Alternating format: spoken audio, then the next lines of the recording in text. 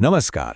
ક્યારે એવું લાગ્યું છે કે અરે મારી ઊંચાઈ થોડી ઓછી લાગે છે કે પછી કમ્પ્યુટર સામે કલાકો સુધી બેસીને ખભા જાણે આગળ ઝૂકી ગયા હોય? આજકાલ આ એક એકદમ કોમન પ્રોબ્લેમ છે, પણ એનો એક બહુ જ પાવરફુલ ઉપાય છે. તો આજે આપણે એ જ સમજવાના છીએ કે કેવી રીતે અમુક ખાસ યોગાસન આપણી પોશ્ચર એટલે કે મુદ્રા સુધારીને આપણી સાચી ઊંચાઈને બહાર લાવી શકે છે. તો આજે આપણે શું જોવાના છીએ? સૌથી પહેલા આધુનિક મુદ્રાની સમસ્યા શું છે એ સમજીશું. પછી યોગ પાછળનું વિજ્ઞાન શું છે એ જોઈશું. એ પછી આવે છે સૌથી મહત્વનો ભાગ, સારી મુદ્રા માટેના 9 ખાસ આસનો. અને ખાલી યોગથી જ કામ નહીં ચાલે, એટલે જીવનશૈલી માટેની કેટલીક ટિપ્સ પણ છે. અને છેલ્લે આપણે આ ઊંચા દેખાવાની સફરને કેવી રીતે આગળ વધારવી એની વાત કરીશું. તો ચાલો શરૂ કરીએ. તો ચાલો સૌથી પહેલા વાત કરીએ આધુનિક મુદ્રાની સમસ્યાની. આપણી રોજિંદી આદતો એ જ આપણી કરોડરજ્જુને દબાવી રહી છે. અને એનું મૂળ કારણ? એ આપણી આસપાસ જ છે. કલાકો સુધી ખુરશી પર બેસી રહેવું, ફોન કે લેપટોપમાં સતત માથું ઝુકાવી રાખવું, આ બધી આદતોને લીધે આપણને ખબર પણ નથી પડતી અને આપણી મુદ્રા બગડતી જાય છે. અને બધો ભાર આપણી કરોડરજ્જુ પર આવે છે. અને આ સવાલનો જવાબ મોટાભાગના લોકો હામાં જ આપશે, ખરું ને? કમ્પ્યુટર કે ફોન સામે કલાકો સુધી બેઠા રહેવાથી પીઠ ઝૂકી જાય છે, જેને આપણે હંચબેક પણ કહીએ છીએ. આ એટલું સામાન્ય થઈ ગયું છે કે આપણે એને નોર્મલ માનવા લાગ્યા છીએ. પણ વાત ખાલી દેખાવની નથી, આનાથી આપણા સ્વાસ્થ્ય પર પણ બહુ ગંભીર અસર પડે છે. અને એકદમ સિમ્પલ રીતે સમજીએ. જુઓ, જ્યારે આપણી કરોડરજ્જુ સીધી હોય ત્યારે આપણે આપણી પૂરી ઊંચાઈ પર હોઈએ છીએ. પણ જેવી જે ઝૂકે છે, મણકાઓ એકબીજા પર દબાઈ જાય છે. અને આને કારણે વ્યક્તિ એની સાચી ઊંચાઈ કરતાં ઠીંગણી દેખાય છે. મતલબ કે આપણી પોટેન્શિયલ હાઇટ અને આપણી હાલની હાઇટ વચ્ચે એક ગેપ આવી જાય છે, જેને આપણે કહી શકીએ પોશ્ચર ગેપ.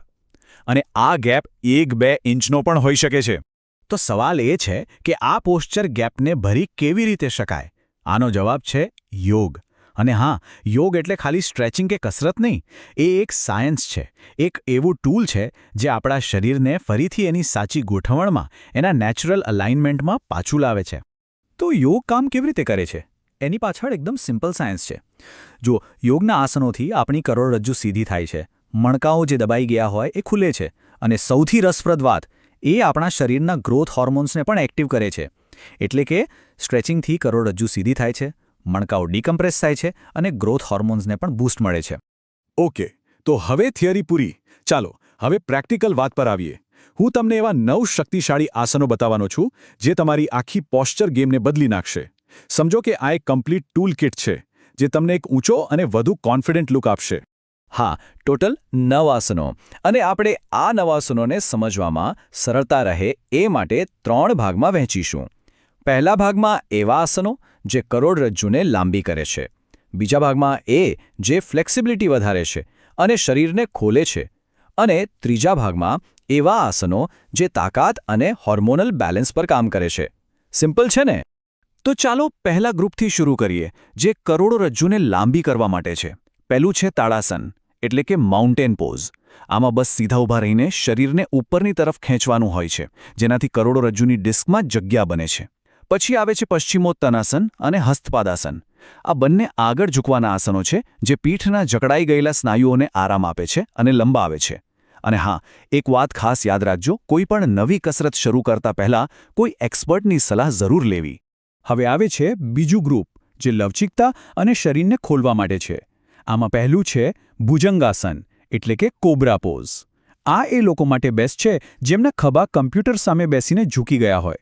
એ તમારી છાતીને ખોલે છે. પછી છે ત્રિકોણાસન, જે કરોડરજ્જુને સાઈડમાંથી સ્ટ્રેચ કરે છે. અને છેલ્લે ઉષ્ટ્રાસન, જે સીધું હંચબેક પર કામ કરે છે. એ ખભા અને પીઠના ઉપરના ભાગને ખોલી નાખે છે. અને હવે આપણું છેલ્લું ગ્રુપ, જે તાકાત અને હોર્મોનલ બેલેન્સ માટે છે. પહેલું છે અધોમુખ શ્વાનાસન. આમાં માથું નીચેની તરફ હોવાથી બ્રેનમાં બ્લડ ફ્લો વધે છે. અને આનાથી શું થાય? આપણી પિટ્યુટરી ગ્રંથિ એક્ટિવ થાય છે, જે ગ્રોથ હોર્મોન બનાવે છે. બીજું છે વૃક્ષાસન, એટલે કે ટ્રી પોઝ. આનાથી બેલેન્સ સુધરે છે અને પગ મજબૂત બને છે. અને છેલ્લે સૂર્ય નમસ્કાર. આ તો બધા જાણે જ છે. 12 આસનોનો સેટ, આખા શરીરના દરેક સાંધા માટેની કમ્પ્લીટ કસરત. તો આપણે 9 આસનો જોઈ લીધા, પણ શું ખાલી યોગ કરવાથી બધું થઈ જશે? ના. જો આપણે સારા અને ઝડપી પરિણામો જોઈતા હોય તો યોગની સાથે સાથે આપણી લાઇફસ્ટાઇલમાં પણ અમુક ફેરફાર કરવા પડશે. આ એવા ફેરફાર છે જે યોગના ફાયદાને ડબલ કરી દેશે. તો ચાલો જોઈએ આ 4 સુપર ઇમ્પોર્ટન્ટ આદતો કઈ છે. પહેલું, સારો આહાર. પ્રોટીન અને કેલ્શિયમથી ભરપૂર ખોરાક જેમ કે દૂધ, દહીં, પનીર આ બધું હાડકાં અને સ્નાયુઓના વિકાસ માટે ખૂબ જરૂરી છે. બીજું, પૂરતી ઊંઘ. રોજ રાત્રે 7-8 કલાકની ઊંઘ તો જોઈએ જ, કારણ કે ગ્રોથ હોર્મોન HGH ઊંઘમાં જ સૌથી વધુ રિલીઝ થાય છે. ત્રીજું, વિટામિન D, જે આપણને સવારના કુમળા તડકામાંથી મળે છે. અને ચોથું, હાઇડ્રેશન.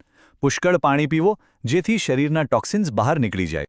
ઓકે, તો હવે આપણે આખી સફરનો રોડમેપ જોઈ લીધો છે. પણ આ જર્ની શરૂ કરતા પહેલાં એક વાત મગજમાં ફિટ કરી લેવી જરૂરી છે. આ કોઈ જાદુ નથી કે જે રાતોરાત થઈ જાય. આમાં ધીરજ અને સાતત્ય એટલે કે કન્સિસ્ટન્સી, આ 2 વસ્તુઓ સૌથી વધુ મહત્વની છે. શરીરને તેની સાચી મુદ્રામાં પાછા આવવા માટે સમય તો લાગશે જ. એક વાત આપણે સૌએ સમજવી પડશે. આપણી ફાઇનલ ઊંચાઈ કેટલી હશે એમાં જીનેટિક્સ એટલે કે વારસાનો મોટો હાથ હોય છે. એ આપણે બદલી નથી શકતા. પણ ખરાબ પોસ્ચરને કારણે જે ઊંચાઈ દબાઈ ગઈ છે એને પાછી લાવવી એ 100% આપણા હાથમાં છે. મતલબ કે ઊંચાઈ ભલે વારસાગત હોય, પણ તમે કેટલા ટટ્ટાર અને કોન્ફિડન્સથી ઊભા રહો છો એ તમારા કંટ્રોલમાં છે. બસ આ એક જ મંત્ર યાદ રાખવાનો છે. ધીરજ રાખો અને સાતત્ય જાળવો. પરિણામ ચોક્કસ મળશે. બસ રેગ્યુલર પ્રેક્ટિસ કરતા રહો. કરોડરજ્જુ સીધી થશે, સ્નાયુઓ મજબૂત બનશે અને ફેરફાર માત્ર ઊંચાઈમાં જ નહીં, તમારા કોન્ફિડન્સમાં પણ દેખાશે. તો સવાલ એ છે કે શું હવે સાચી ઊંચાઈને અનલોક કરવાનો સમય આવી ગયો છે? ખરાબ મુદ્રાની આ સાંકળોને યોગ અને હેલ્ધી લાઇફસ્ટાઇલથી તોડી શકાય છે. તો રાહ શાની જુઓ છો?